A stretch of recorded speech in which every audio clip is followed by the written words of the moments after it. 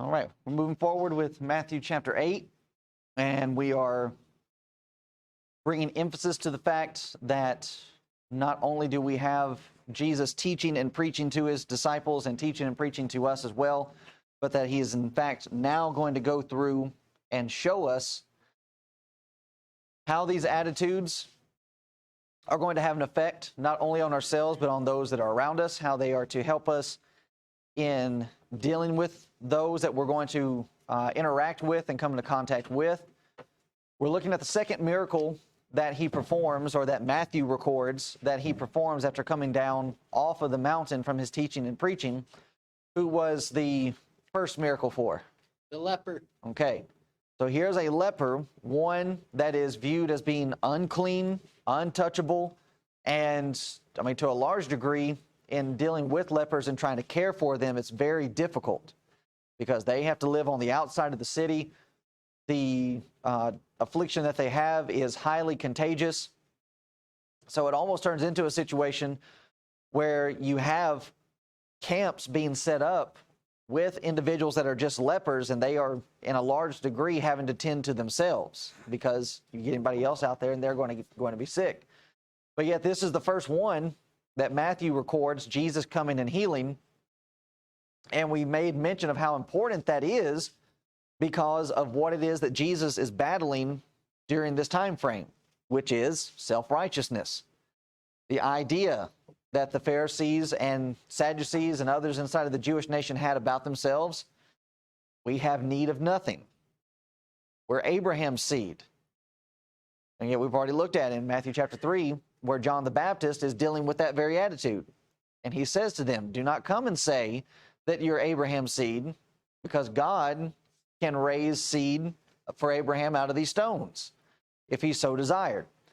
So we're already starting to see a shift taking place as to the focus and the mentality that's needed if individuals are going to enter into this kingdom.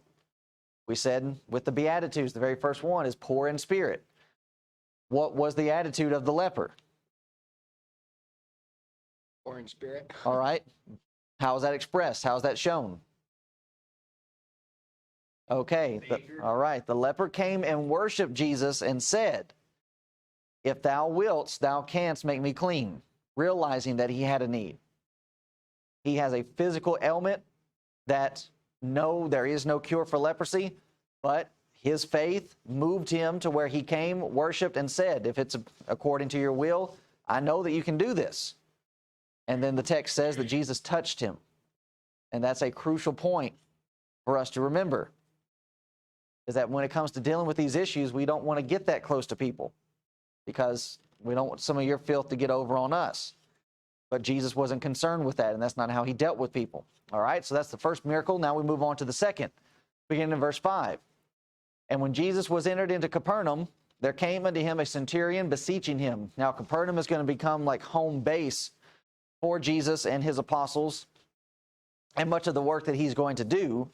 And there comes a centurion beseeching him or begging him and saying, Lord, my servant lieth at home sick of the palsy, grievously tormented. Jesus saith unto him, I will come and heal him. The centurion answered and said, Lord, I am not worthy that thou shouldest come under my roof, but to speak the word only, and my servant shall be healed. For I am a man under authority, having soldiers under me. And I say to this man, go, and he goeth, and to another, come, and he cometh, and to my servant, do this, and he doeth it. When Jesus heard it, he marveled and said to them that followed, verily I say unto you, I have not found so great faith, no, not in Israel. And I say unto you, that many shall come from the east and west, and shall sit down with Abraham and Isaac and Jacob in the kingdom of heaven. But the children of the kingdom shall be cast out into outer darkness. There shall be weeping and gnashing of teeth. The book of Matthew was written to a primarily Jewish audience. And thus the reason why you have so much mention of the fact of Jesus' kingship, the coming kingdom, and this type of topic, because that's what the Jews are dealing with. And as we're going through, Jesus is showing firsthand what the state of Israel actually is. Yes, they are the people of God, but if you're not going to follow what God says, then you, on the inside, internally, are just like this leper. And oftentimes throughout the Old Testament, you have leprosy being used as a comparison for sin, and how contagious it is and how bad it is. And the fact that Jesus comes and heals a leper is a subliminal message as to what he's saying about the nation as a whole. You all are sick, just like this leper. And he's actually going to say that in, Matthew's going to record that for us, when the Pharisees question him as to why he is sitting down with publicans and sinners. And his response is, something about a physician. Okay. What about those people that are whole, that are healthy? Doctor. You don't need a physician. It's those that are sick that need a physician. So what are you needing to recognize first off? You're needing to recognize I'm sick, and therefore I have a need. But the nation of Israel, that's not how they're behaving. And we can see that even today. You have individuals today, they go around and they live in a manner that says that they don't have a need of a Savior. And that's not just in the denominational realm, that's with our own brethren also. That we get so high and mighty and puffed up on our own positions and our own stances that we forget that the reason why we are here and the reason why we're doing this is because we have a need that's still in the process of being taken care of. So every Israelite would have viewed this leper as being unclean. Now, the second miracle is performed for the benefit of, and we already discussed this last time, of a Gentile, of a non-Jew. Now, when we're considering the steps that Jesus is taking, and we made mention of this, how that all of this is connected to what we've already been through. Chapter 4 closed with Jesus calling some of his disciples, some of his apostles, and saying to them, I'm going to make you fishers of men. Okay, what kind of fish are we going after? Jesus? We're going after the lepers. We're going after the Gentiles, those that are unclean, those that are uncircumcised. According to the Jew, you would not have anything to do with these type of individuals. Now, we're going to look at Luke's account of this, and we're going to show even further just how hypocritical the Jews actually were when it came to this kind of relationship. And it's crucial, it's vital that we make this comparison and that we further show what it is, the pointing of the finger that Jesus is involved in doing to the religious world of his day, and how he's coming to actually set the attitude straight. So here is a non-Jew, non-circumcised, and he is being helped. The Jews, to a large degree, would view this as, well, we know how they did it with Peter. Peter, it's not lawful for us to go in and eat with somebody that's uncircumcised. But yet here's Jesus, and he's ready to help this man's servant. So when it comes to those that we are considering as candidates, we're not going by the normal standard of things, of who the world would actually view as being a proper candidate. Jesus is setting up. The Gentiles have just as much right to this as a Jew does. Now that's important to remember, because we have a sector out there in the religious world that looks at the book of Matthew, Mark, Luke, and John, and that all of this is just information for Jewish audiences. Now granted, as I said, this is written to Jews, but Gentiles are involved. So the things that Jesus is teaching have just as much application on a Gentile as they do a Jew. Otherwise, there's no reason to have this example here. God is just as concerned with Gentile people as he is with Jewish people. Now, we have those in the denominational world that will look at this and say, well, yeah, this is just for Jewish people, but even with our own brethren. A lot of our brethren have bought into this idea that all throughout the Old Testament, God only cared about Israel, and that he had no concern about the Gentiles. Jonah. Do what? Jonah. Okay, exactly. What are you going to do with Jonah? And the very fact, not so even going back to the earlier stages of Israel's history, when they're made a nation by coming out of Egypt, who came with them? No, servants, but was it just Israel that came out of Egypt?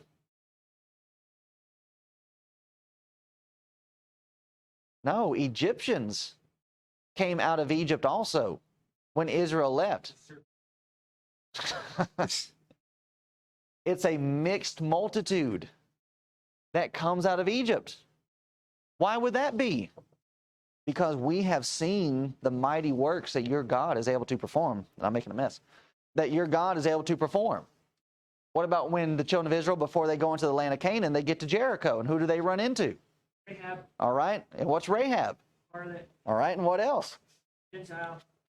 She's a Gentile. And what does she say about the situation? We have heard of what your God did to the Egyptians on the other side of the sea. And she converted. And she converted so far in that she found herself in the bloodline of Christ. So do not start looking at this material and just thinking, well, the Gentiles are just out there on the outskirts and God never gave them a second look. Right here sets the stage as to who is going to be coming in. Guess who's coming to dinner? Who's going to have a seat at the table? It's everybody. And is that not what we have? Paul says it twice. What about those that enter into the kingdom? Is there any type of class that's there to divide us? What about those that are the children of Abraham by faith, that have been baptized into Christ? Galatians 3:26. Then 27 and 28 say, for there is neither Greek nor Jew. all right. There's neither Jew nor Greek, male nor female, bond nor free. That stage is being set right here with Jesus helping this Gentile.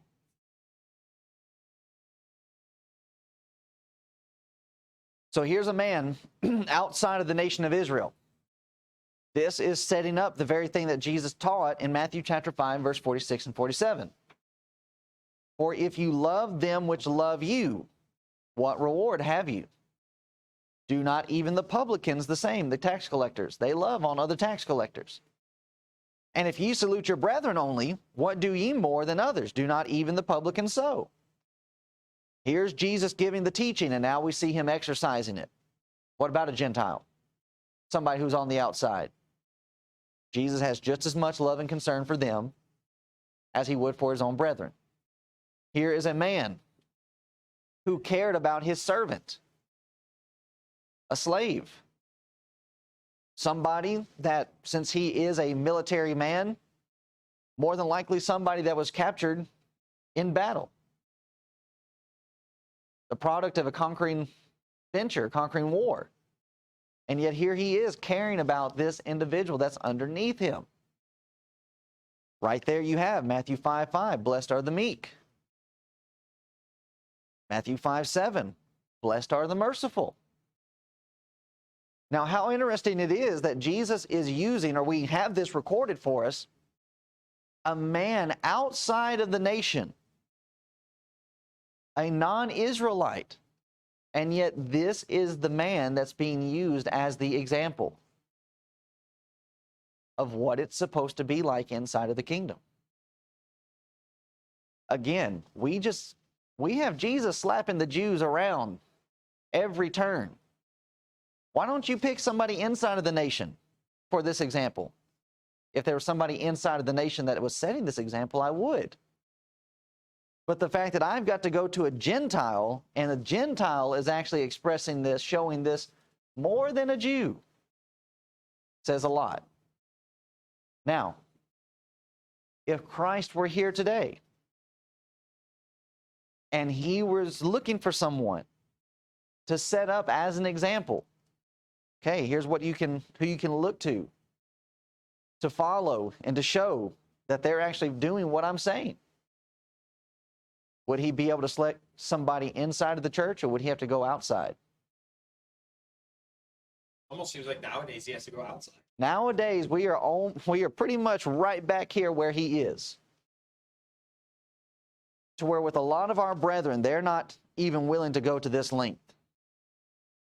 I mean, just yesterday, I tried to reach out to a brother because of disagreements that I have with him with his doctrinal position, and just immediate was belligerent, said, some very unkind things towards me, made some false accusations on top of that, and then just blocked me from being able to communicate. And this was a brother? This is a brother in Christ. And it's just like, that's how you treat your own brethren? How are you going to treat people on the outside? How can you say that you have love for the lost when you're not even doing this with your own brethren? So to try to find a proper example of what he wants, and he doesn't find it in Israel, would he be able to find it in the church? And so then we need to raise the questions about what it is that we are trying to do. And do we allow the world to outdo us? When it comes to being benevolent, when it comes to being kind, reaching out to those that are viewed as being unreachable, being willing to touch those that are viewed as being untouchable. Are we able to reach the standard to where he would say of us, to where even, so for example, like we were discussing with the Corinthian letter, and how it is that Paul uses the church of Macedonia as an example for the church at Corinth. Could we be used as a proper example so as to encourage others? This is what we're striving for. We are striving so as to do these things so that when it comes to people being to look at congregations and saying, well, yeah, that's a congregation that's reaching the mark. Am I allowed to use your dad? I just remember him saying, when I was listening to him a long time ago, that there's always an example in the Bible, whether it's David or another church or whatever example. That way you don't have to point a finger at a personal person in your life. You can use an example over here, which actually represents every example that could possibly be said. So that way you're not attacking someone directly. You're using the Bible and those words. I just remember him saying that at one time.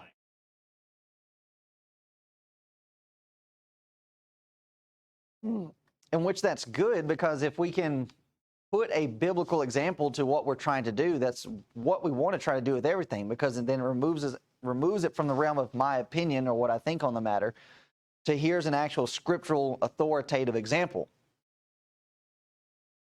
So in using that, it then allows us to move it into the realm of a personal situation, because even those biblical examples, those are personal events that are taking place. Right. I'm just, well, if we use Bailey, for instance, and she doesn't like the way you guys are saying things, but Right. get into the Bible and you actually show the examples in there, eventually she's going to see that, oh, it is okay to do this because of this reason. I would hope so, but just as we've gone through in our discussions of the Sermon on the Mount, we are not the best when it comes to self-evaluation. To where even though we may be painting, like even with me preaching and teaching, I may be desiring to paint a picture that I'm wanting to get to Jordan. But if Jordan is not going to evaluate himself correctly, then the picture that I'm trying to paint isn't going to do anything. And so it's, Been through that. Yeah. Been through it a lot. Where Yeah. you talk to somebody, you're hoping it's going to go one way. Never does. Yeah. It blows up. So yeah, I mean, we are in a tightrope situation where it's like, okay, yeah, with this, we're to be looking at this to where this is hitting all of us, and we're not supposed to be, looking at it from the standpoint, I'm glad that so-and-so is here to hear it. I'm needing to hear it. And if we are all doing that, then guess what? I don't have to call you out from the pulpit. But, people get mad at that, but it's like, well, look, I'm giving this teaching, and nothing's sinking in. Why is that? Because you don't think it applies to you. So if you start applying this to yourself on your own, then you're saving me the trouble of having to go into that, personal situation.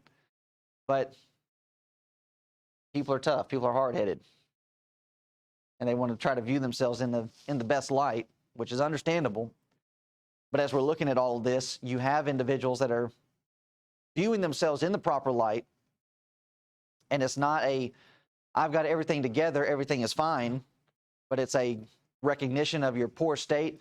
But even with this centurion, to where he says of himself, I'm in authority over these individuals, but yet what does he recognize? Yeah, I've got authority. There's somebody over. But there's an authority over me. So even he is willing to step back and to humble himself and is like, well, yeah, I've got authority, but there's always somebody bigger. There's always somebody higher up. And that you have to recognize that, and so you put yourself in the proper, the proper place. Which leads us into the Luke account of what's actually being said about the centurion. And this is really what this is a great example that we have being set before us of what happens when religion loses its way. That religion, ceremony, ritual, tradition, without making application to where it changes our lives and thus changes our actions, you have to go outside of that to find what you're looking for. So notice this in Luke chapter 7. Beginning in verse 1. We're going to have 3 different descriptions given to us of this centurion. 3 different views of this man. So here's the Jews' perspective. Here's what they're actually saying about him. Now, when he had ended all his sayings in the audience of the people, he entered into Capernaum. A certain centurion's servant, who was dear unto him, was sick and ready to die. And when he heard of Jesus, he sent unto him the elders of the Jews, beseeching him that he would come and heal his servant. And when they came to Jesus, they besought him instantly, saying that he was worthy for whom he should do this. Now, we might look at this and we would say, well, hey, that's a pretty good step for this Jewish audience. For them to look at a Gentile and to say, well, yeah, he's worthy. But worthy based upon what? His actual character? The kind of person that he is? The fact that he is so concerned about his sick servant that now he's coming to this Jesus? Now, even right there. We're battling several different points here as we're going through this. If God was simply focused on Israel and not Gentiles, and the Gentiles are just out here to fend for themselves, how did he know to come to Jesus? How did he even know who this Jesus was, that he's even able to do these type of works, to perform these type of deeds, that Jesus would even have this care and concern for a Gentile? Because all throughout Israel's history, you have a mixing and a mingling with Gentile people. Yeah. So where even in Isaiah says to the people before they go off into captivity, you were designed to be a light to the Gentiles. And even with them going into captivity, yeah, that was bad. But guess what? The Gentiles were influenced. Daniel and the influence that he had, that was during captivity. Them being ruled by another nation. And that because of the sins that they had committed. So the Jews say, he's worthy. But here's the reason why. For he loveth our nation, and he hath built us a synagogue.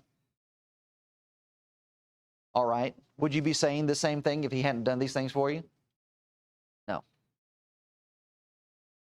So here's the Jews' perspective. Well, yeah, do good to him because he's done good to us. Well, what if he hadn't done good to you? Well, don't waste your time on him. He's chopped liver. So again, that goes against what we're setting up here. Jesus is saying do good to those that hate you, that mistreat you, despitefully use you. And here are the Jews, and they're saying, well, yeah, he's worthy because he's helped us. Here's the Jews' perspective. You love those that love you. He's done good to us, do good to him. What if he's done bad? Yeah, we wouldn't be coming to you if he's done bad to us. So their perspective, their view, is not the accurate one to have. Now, here's what the man said of himself. The Jews are saying, yeah, he's worthy. Help him out. Here's the centurion's view. Then Jesus went with them, and when he was now not far from the house, the centurion sent friends to him, saying unto him, Lord, trouble not thyself, for I am not worthy that thou shouldest enter under my roof. The Jews' perspective say, well, yeah, he is worthy. He's helped us. We need to help him. We need to keep this line of communication open. He's built us a synagogue. But then here's the mindset of the centurion. He says, I'm not worthy. Even with the good things that he's done for Israel. What does he realize?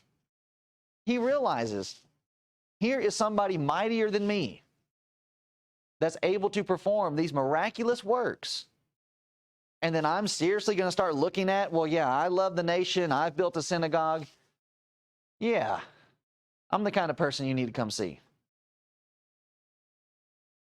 So even right here, we have the proper attitude when it comes to faith in our works.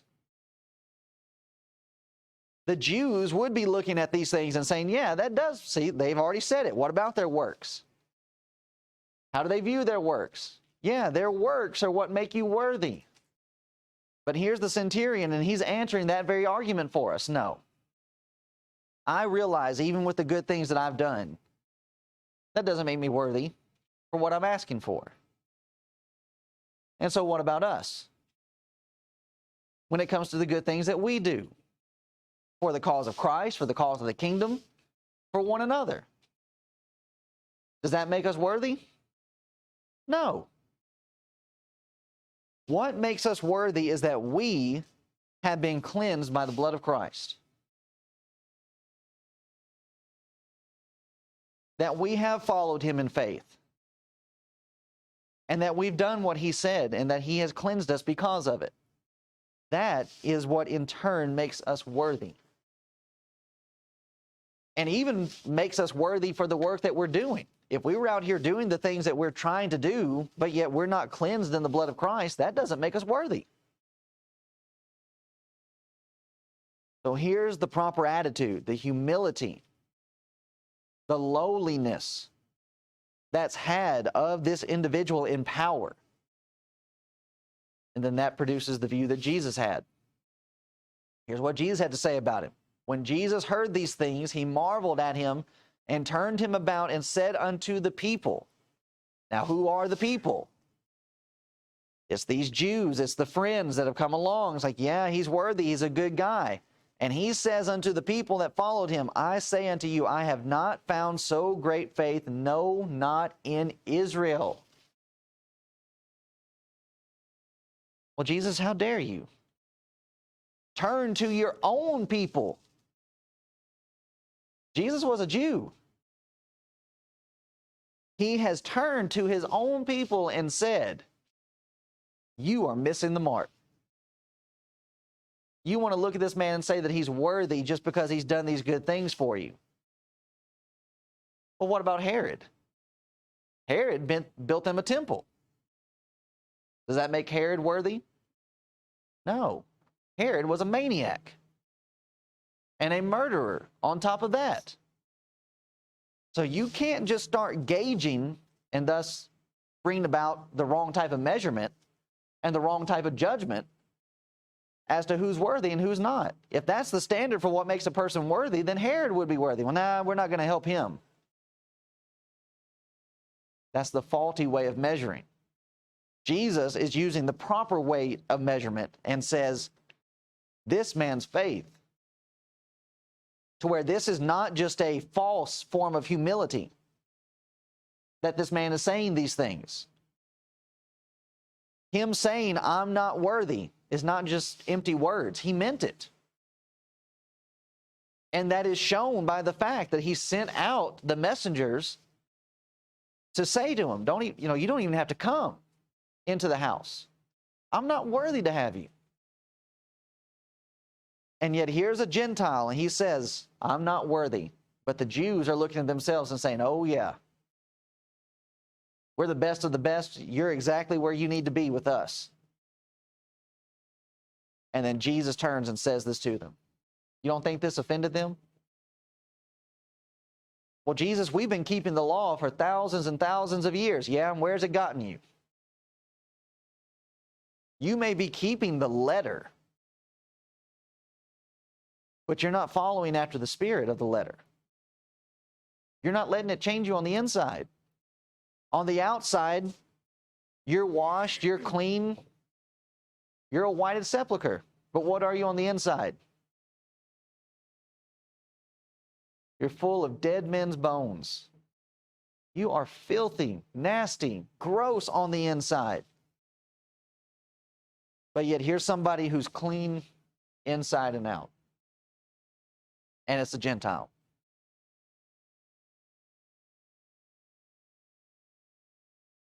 So in Romans chapter 2 and verse 14, where most people would go to say, well, the Gentiles are just out there on their own. They're following after the law that's written on their heart. They don't have the law of God. That's foolishness. And that's a misunderstanding of what Paul is saying about that context. They had law, and they knew about God. And this, as we said, shows they were not just left on their own, and that God was not concerned about them.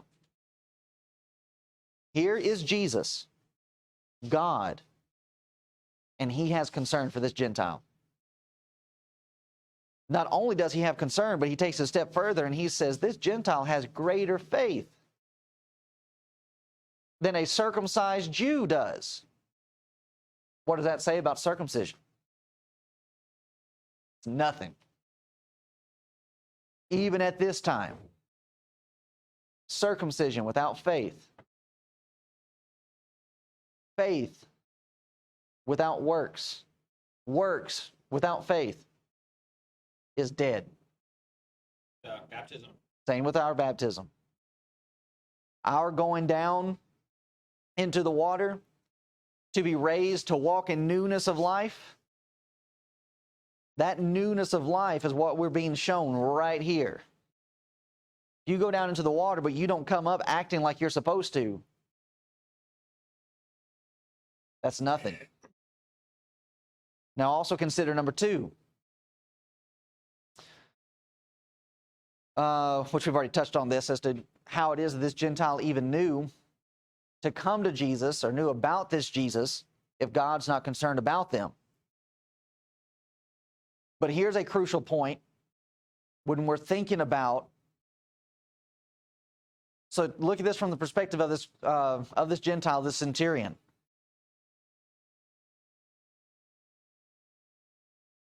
Do you think that he knew, that he was able to see through the disingenuous behavior of the Jews?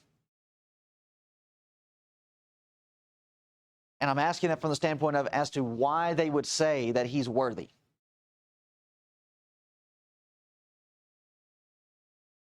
Now, you can't always tell when somebody's giving you a true compliment.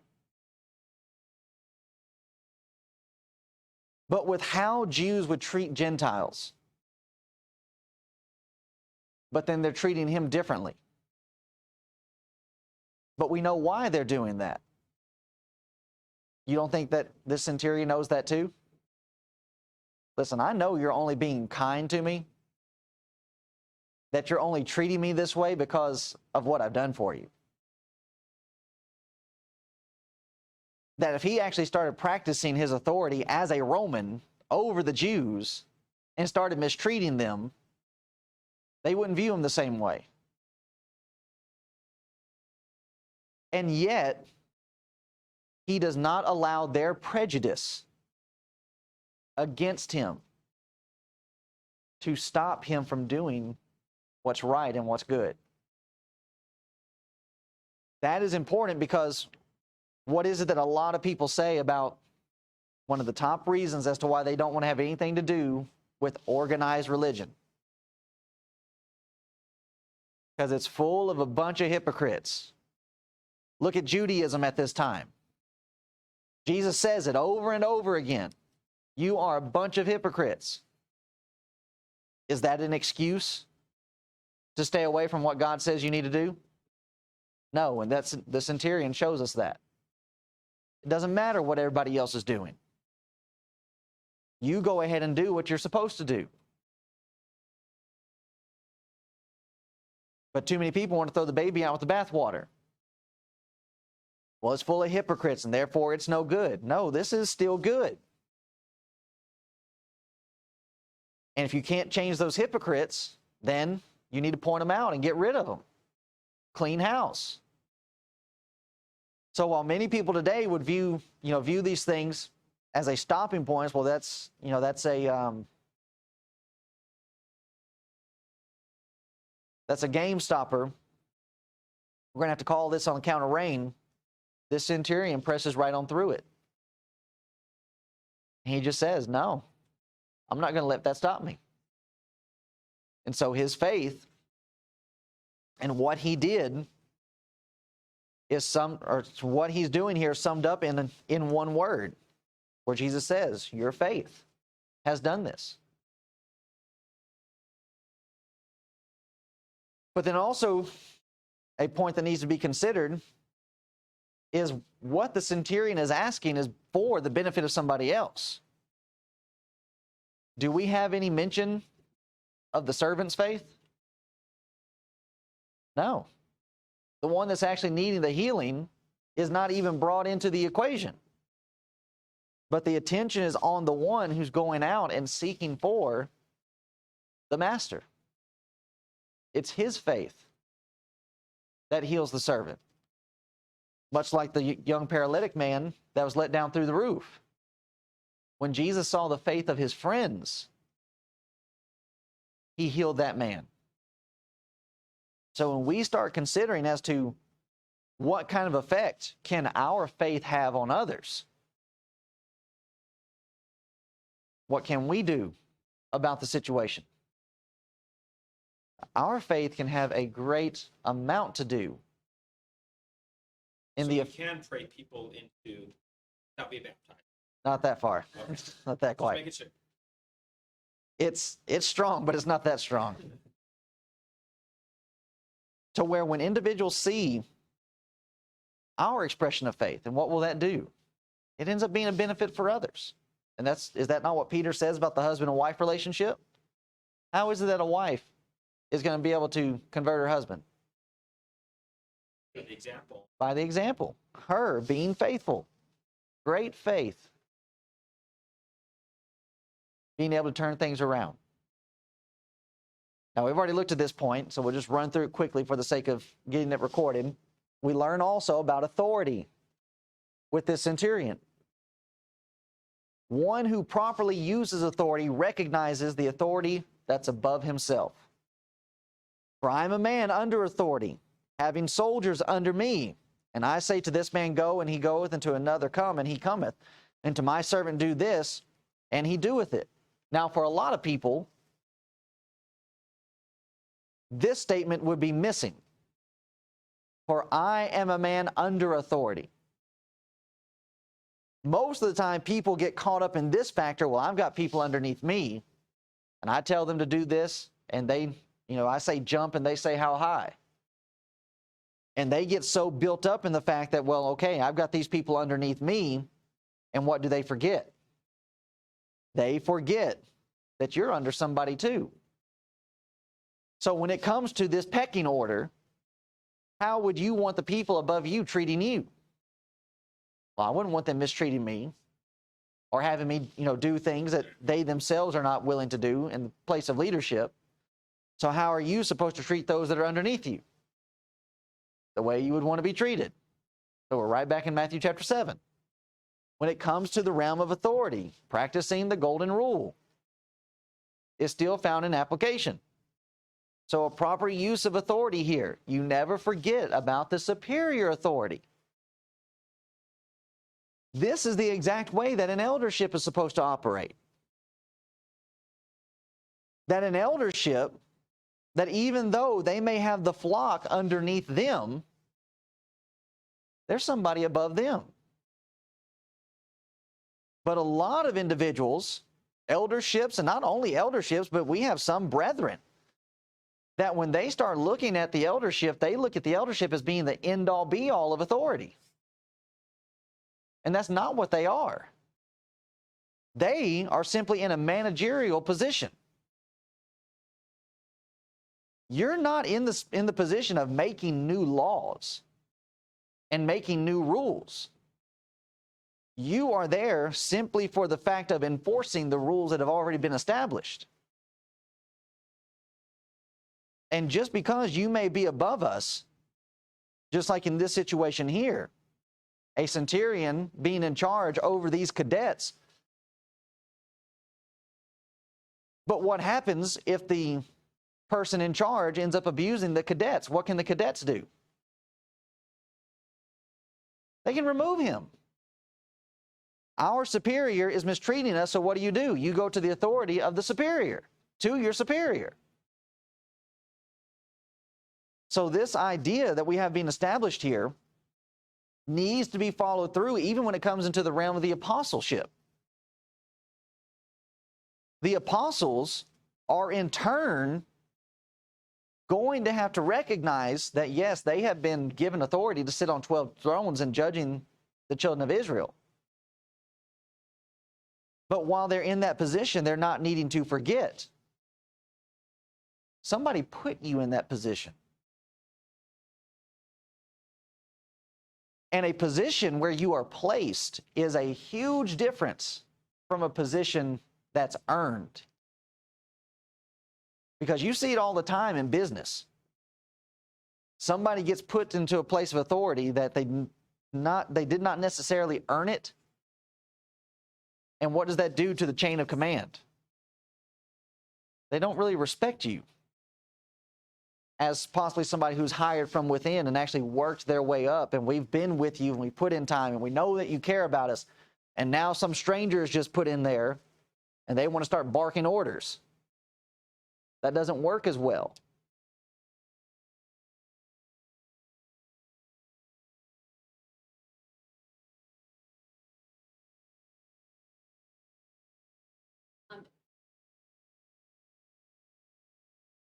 Yeah. Sam,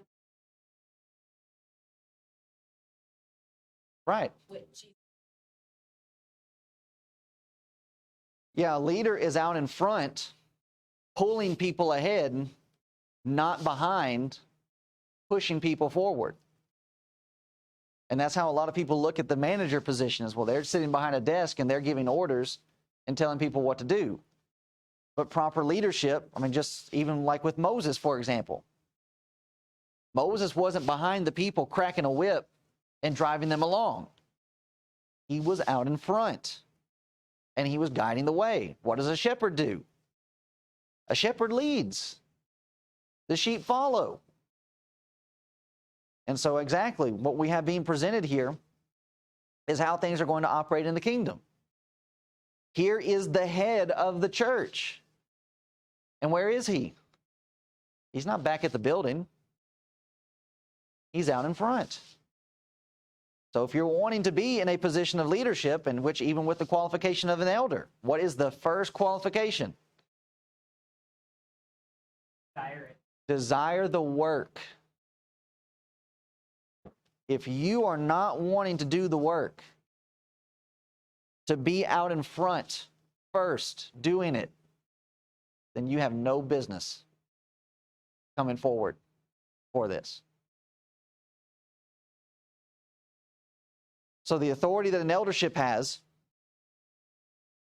is underneath that authority of God. And so when elders do not use authority right, properly, it will be because they or he, it's usually a single one, he does not recognize the authority that's above him. And that he's gotten into a situation where it's like, okay, I've got these people underneath me, and yeah, they do what I say. And you pollute that. And you pervert it, and you start using it in a manner that God never intended it for it to be used.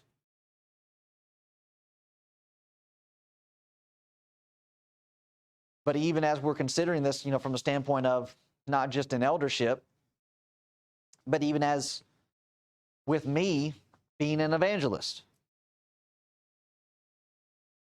And that I'm here to help you, and that I'm here to, train up everybody, and let's, get everybody fed, and we're doing all these things.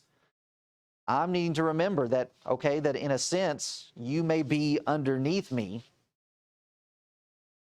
but that I can't just start using that to operate my own will and my own desires. Well, here's what I want to do, and here's what I think we should do, and that's what we're going to do.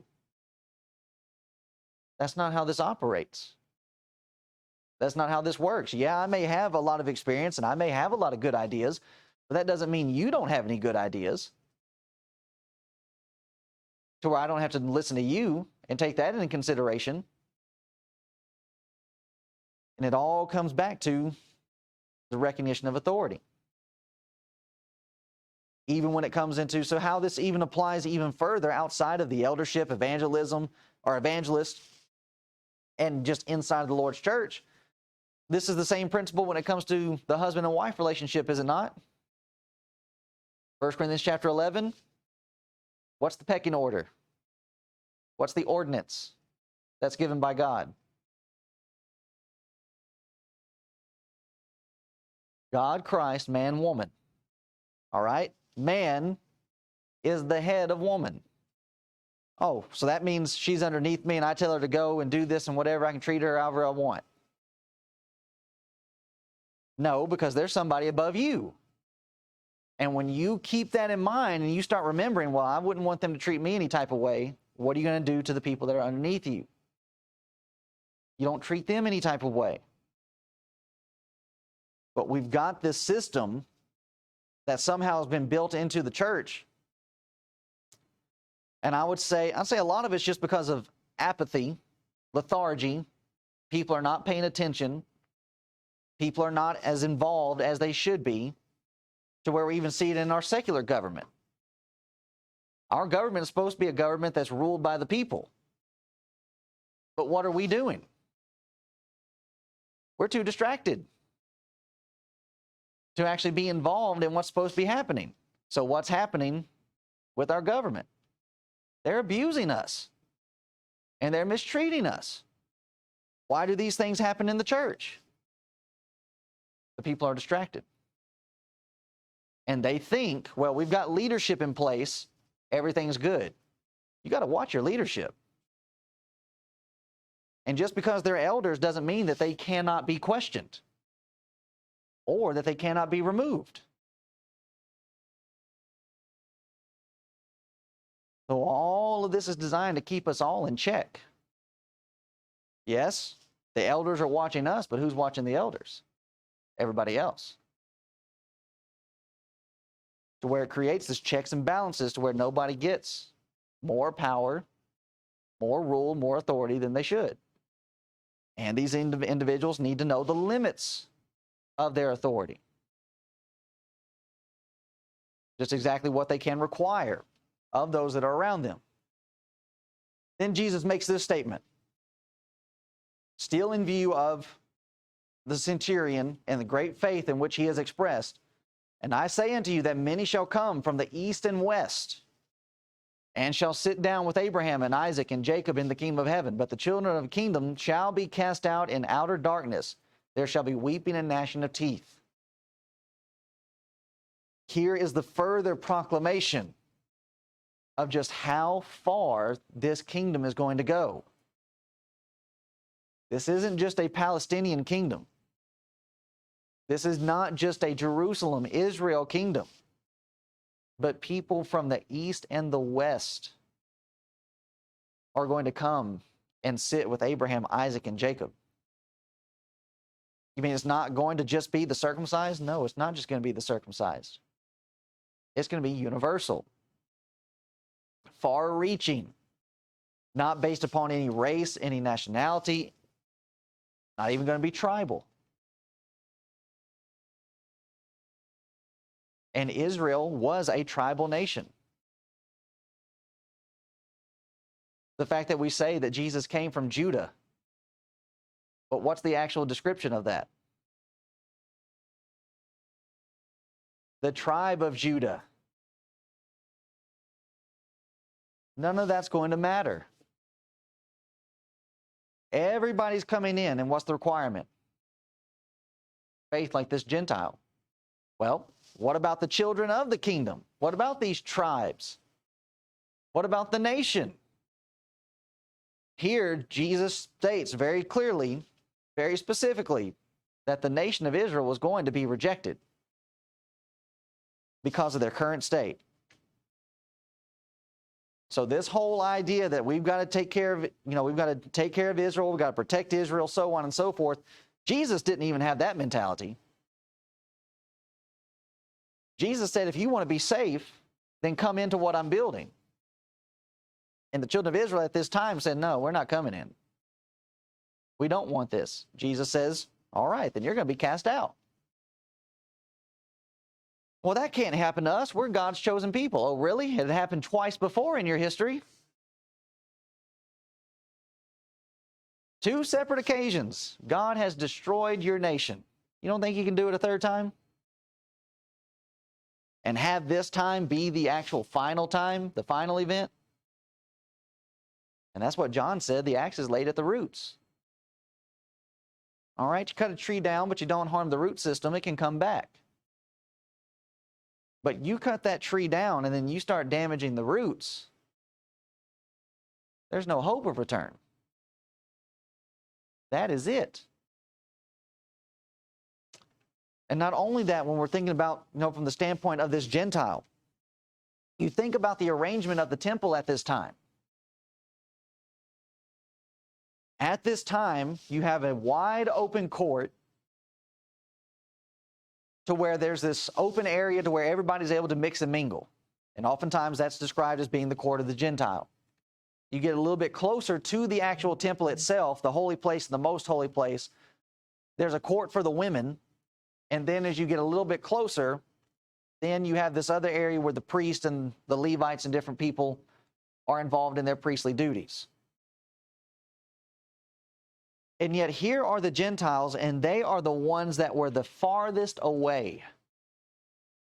Okay, you're a Gentile, you can only go this far. Women are actually able to go further than you can. Our women, Israel women. And then Jesus makes this statement in Matthew chapter 8 and verse 11 about this Gentile.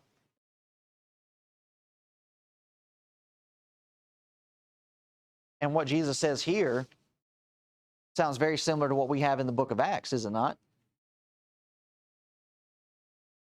Acts chapter 2, verse 38, repent and be baptized in the name of Jesus Christ for the remission of your sins. What does verse 39 say?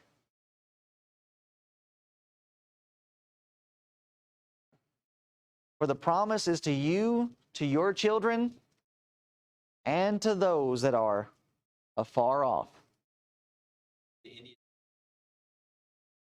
Coming from the east and the west.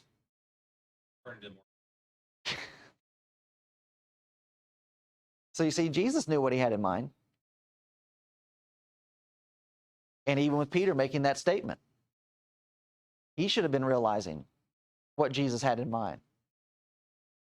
Your prejudice, your racial tendencies, negligence to a certain class of people, you walked with the Savior and you saw him intermingled with Gentile people. Well, yeah, he did good for our nation. It didn't matter. Jesus came to seek and to save the lost. That's Jew and Gentile alike. Jesus said unto the centurion, go thy way, and as thou hast believed, so be it done to thee. And his servant was healed in the selfsame hour. How different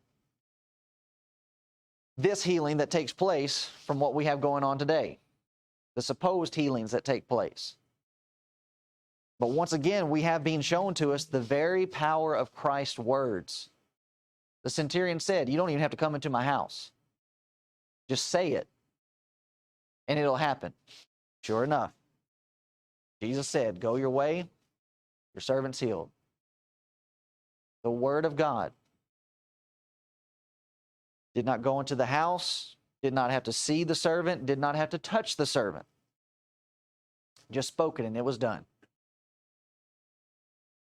If only individuals today had that kind of faith in the actual words of God. So when it comes to things like Mark 16:16, he that believeth and is baptized shall be saved. All right, he said it. He meant it.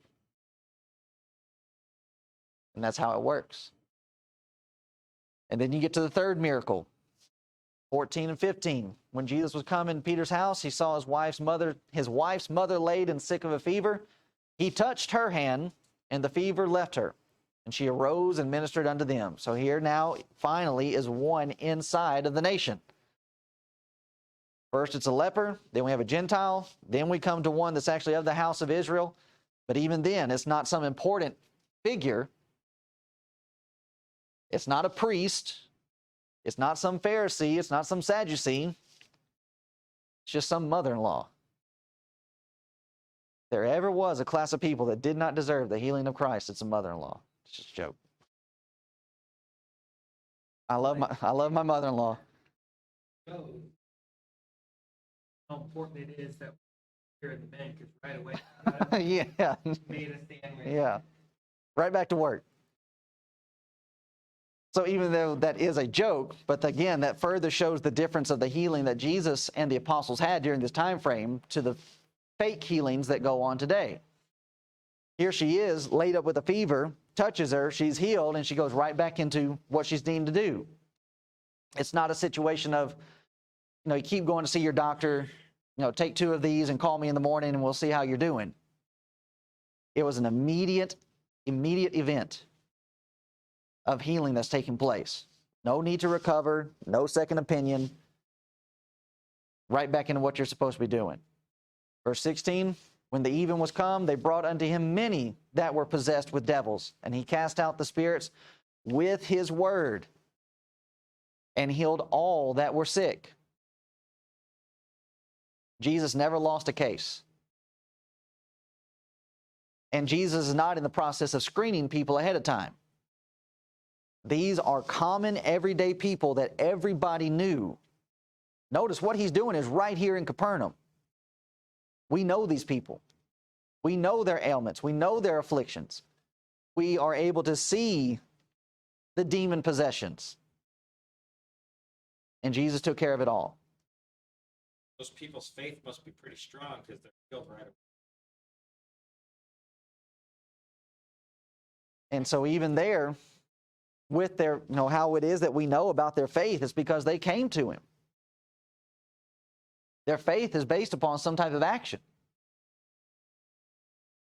So even right there, they do not take the statement of the centurion where the centurion says, listen, I know that you don't even have to come to my house in order to heal my servant. They did not take that to an extreme and say, oh, well, okay, I don't have to do anything. I can just stay at home. The centurion said so. The centurion knew, I don't have to come get you. You can heal him where you stand. Nobody took that position and said, well, okay, I'm just going to stay home. And God will do what I want him to do. No, they still had to come and present. Ask and ye shall receive. Seek and ye shall find. Knock and it will be open unto you. That is work. That's something that I must do.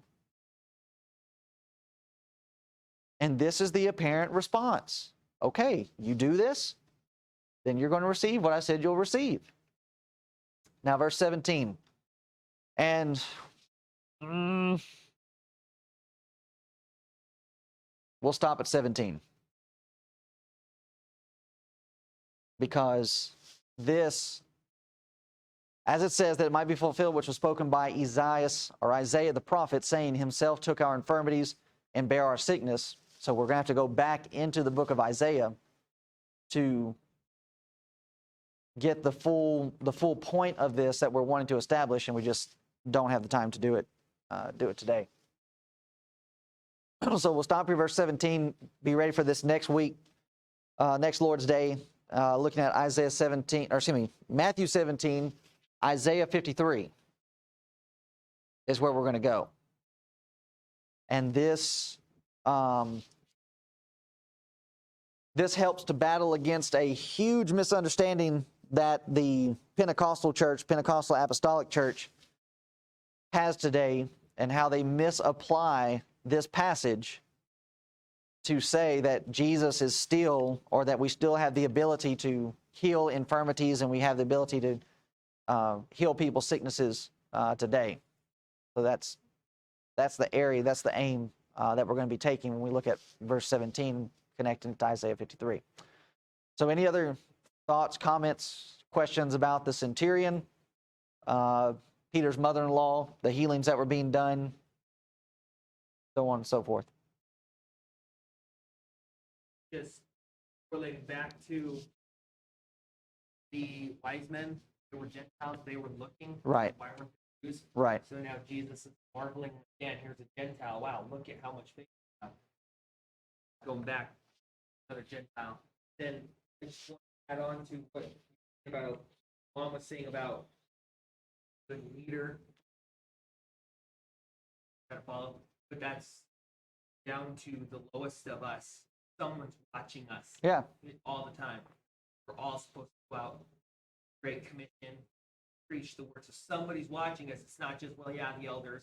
Oh, yeah, that Micah or with the wife and the husband. It only is there. No, it's all of us. Someone's watching us. We're supposed to light, be the salt. And all Right. that stuff. And that's a good point to make, because most of the time when people are watching other people, is it to watch other people to see what they are doing so I can reach to what they're doing? What is it usually? All right. It's usually you're looking at, well, who's not doing, and therefore I can use that as leverage. It's like, well, they're not doing it, so therefore I don't have to do it. Right. Well, what do you mean? Elaborate. What you just said, that now we don't even have to Oh, see Jesus. okay. All right. What you said. Yeah, okay. All right. So, yeah, the idea that we have somebody's always watching, so therefore we need to make sure that we are carrying forth our responsibilities, and that's really going to be further emphasized by the sermon that we're about to have. So keep that point that Jordan brought up in your minds, and we'll try to make connection. All right, if nothing else, then we'll stop there and move some things around. Get ready for